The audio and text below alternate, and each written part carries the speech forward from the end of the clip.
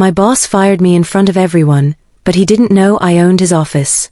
The fluorescent lights buzzed overhead, casting an unforgiving glow across the open-plan office space. I stood at the center of it all, my heart pounding against my ribcage like a trapped bird desperate for escape. My boss, Richard Hargrove III, paced before me with his usual air of self-importance, his Italian leather shoes clicking against the polished floor as he delivered his verdict to the gathered crowd of colleagues. "You're fired," he declared, his voice carrying through the cavernous room with theatrical precision. "Your performance has been subpar, your attitude questionable, and quite frankly, we've grown tired of your presence here." The words hit me like physical blows, each syllable designed to wound and humiliate. Around us, my co-workers shifted uncomfortably in their ergonomic chairs, their eyes darting between Richard and me, unwilling to meet my gaze directly.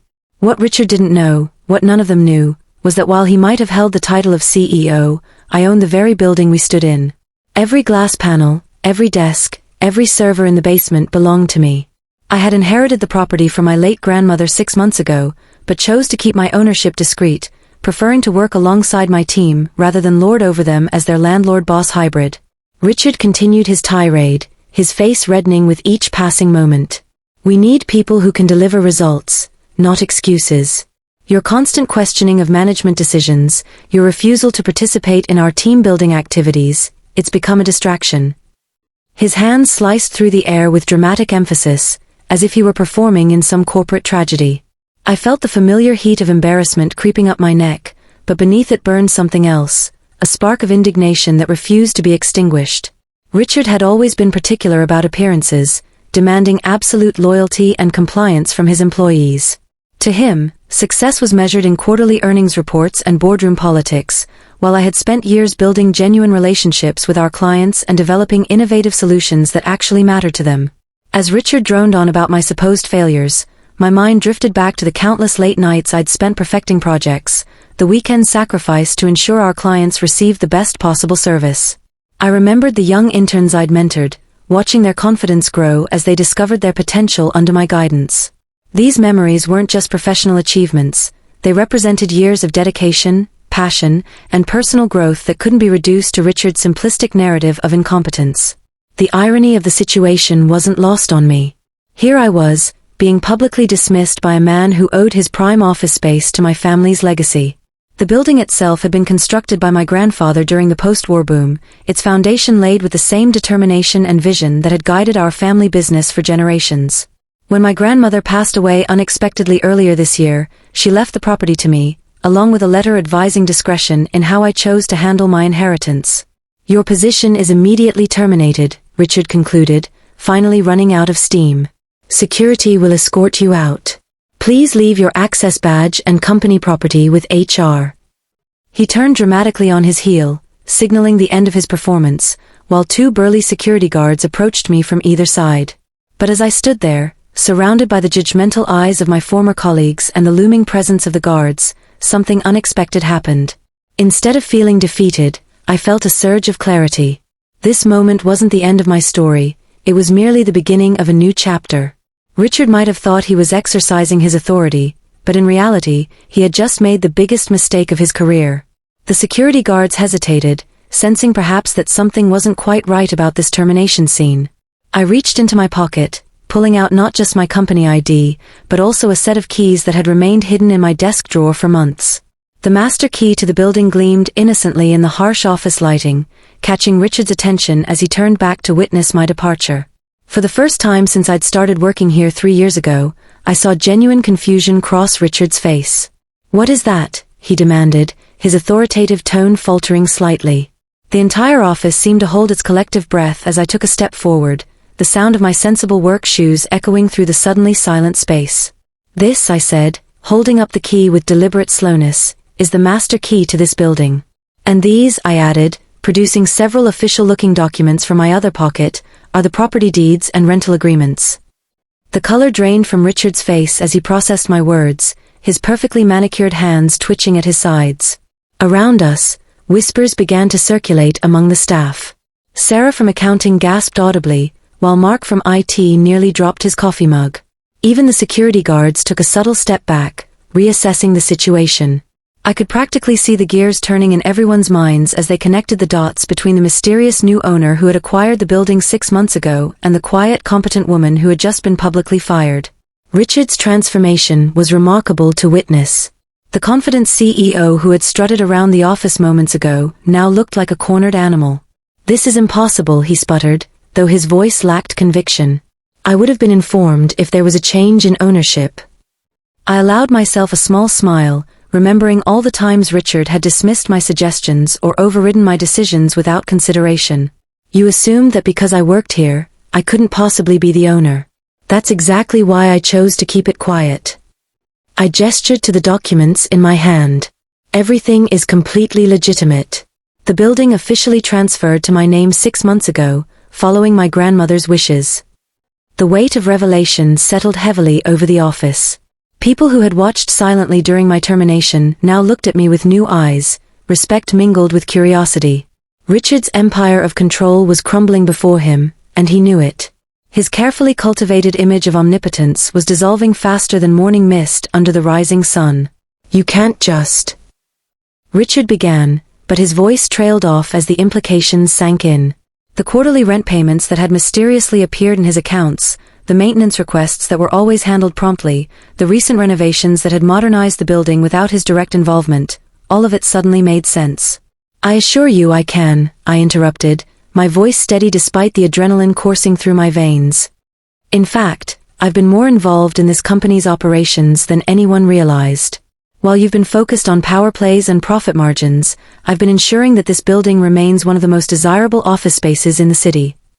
I gestured to the windows, where the afternoon sun streamed through specially treated glass that reduced glare while maximizing natural light, an upgrade I had personally overseen.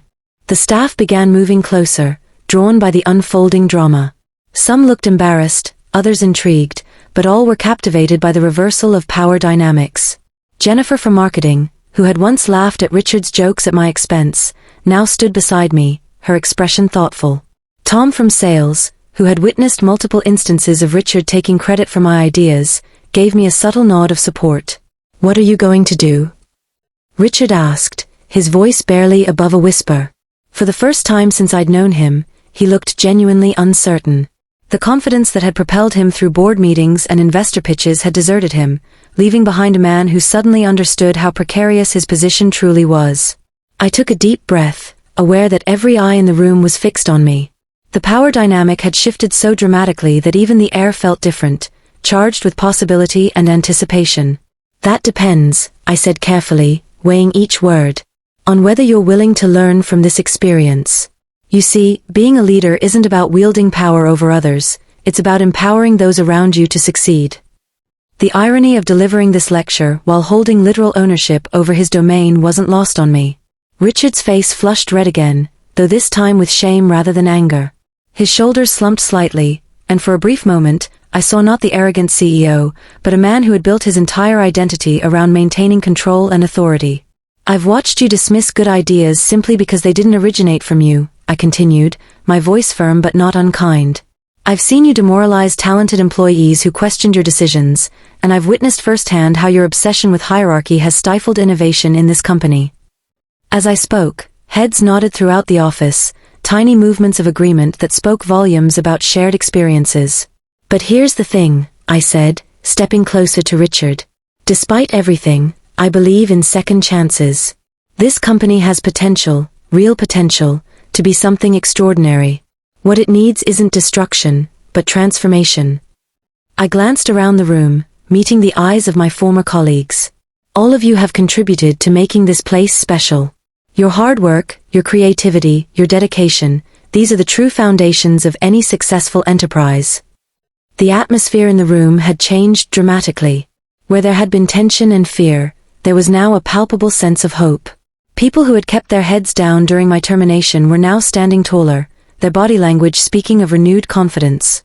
Even the security guards, who had initially moved to escort me out, now looked uncertain about their role in this unfolding drama. Richard opened his mouth to speak, but closed it again, seeming to realize that any response might make his position even more precarious. Instead, he simply nodded, his Adam's apple bobbing as he swallowed hard. It was a small gesture, but one that spoke volumes about his willingness to listen, perhaps for the first time in his tenure as CEO.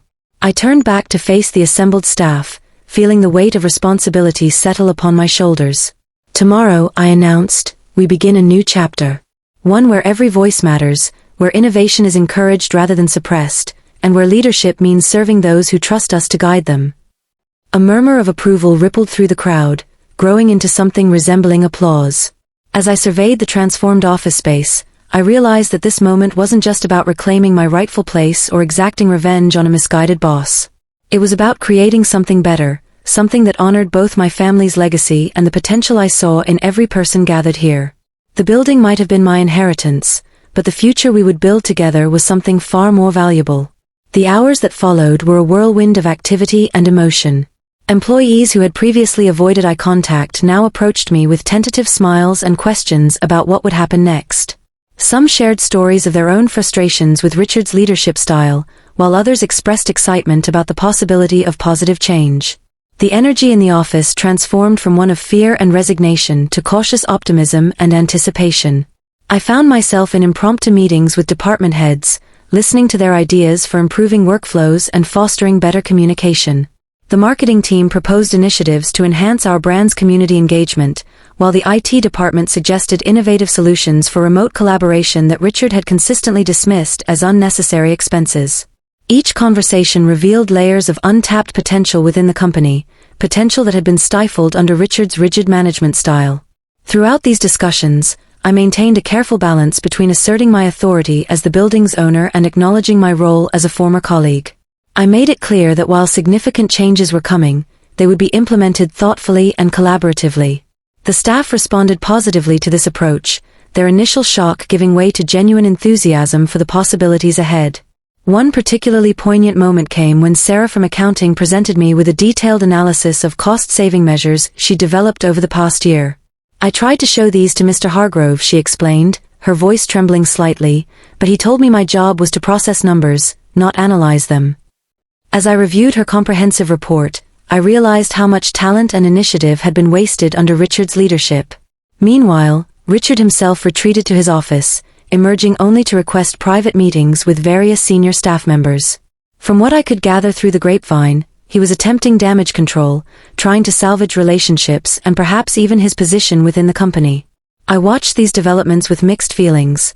Part of me sympathized with his predicament, while another part recognized that true transformation required more than just surface-level apologies. As evening approached, I found myself standing alone in the now quiet office space, the setting sun casting long shadows across the desks and cubicles. The day's events played through my mind like a film reel, each frame capturing a different facet of human nature: fear, courage, ambition, regret. I realized that owning the building was just the beginning. The real challenge lay in cultivating an environment where everyone could thrive, including Richard himself. The weight of responsibility felt both daunting and exhilarating. Tomorrow would bring new challenges, difficult decisions, and countless opportunities to shape the future of this company. As I locked the office door behind me, I knew that whatever happened next, this moment marked a fundamental shift not just in my life, but in the lives of everyone connected to this building.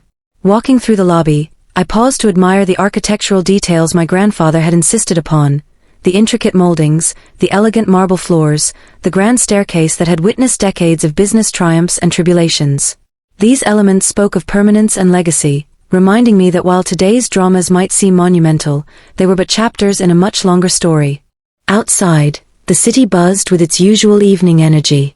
Street lights flickered on, illuminating the faces of commuters rushing home after long days at work. I joined their ranks, my mind racing with plans and possibilities. The journey ahead would require patience, wisdom, and unwavering commitment to creating something truly meaningful. Yet as I stepped into the flow of urban life, I felt ready, perhaps for the first time, to embrace the role destiny had prepared for me. The night stretched before me, filled with promise and potential. Somewhere in the distance, church bells tolled the hour, their resonant tones marking not just the passage of time, but the beginning of transformation. I quickened my pace, eager to reach home and begin documenting the myriad thoughts swirling through my mind. Each step forward felt like a declaration of intent, a commitment to building something that would honor my family's legacy while forging new paths toward progress and prosperity. As I turned the corner onto my street, the cool evening breeze carried with it the scent of blooming flowers from nearby gardens. The contrast between the sterile office environment and this fragrant living world outside struck me profoundly. It served as a reminder that true success wasn't measured by titles or square footage, but by the positive impact we create in the lives of others and the communities we serve. Reaching my building, I paused to look back at the skyline, where my office building stood tall among its neighbors. Its windows caught the last rays of sunlight, glowing warmly against the darkening sky. In that moment, I understood that the real power of ownership wasn't about control or authority, it was about stewardship, about nurturing growth and fostering environments where people could flourish. Climbing the stairs to my apartment, I felt a profound sense of connection to the generations that had come before me and those who would follow. The choices I made in the coming days would ripple outward, affecting countless lives in ways both visible and unseen. This realization filled me not with anxiety, but with purpose, a clear understanding of the responsibility I bore and the opportunities it presented. Inside my apartment, I set about preparing for the work ahead. Papers needed organizing, contacts needed updating, and strategies needed refining. Yet as I settled into my favorite chair with a notebook and pen, I couldn't help but smile at the irony of fate. The woman who had been publicly fired that morning now held the keys to transforming not just a building, but an entire corporate culture. The city lights twinkled beyond my window, each one representing a dream, a hope, a life in motion.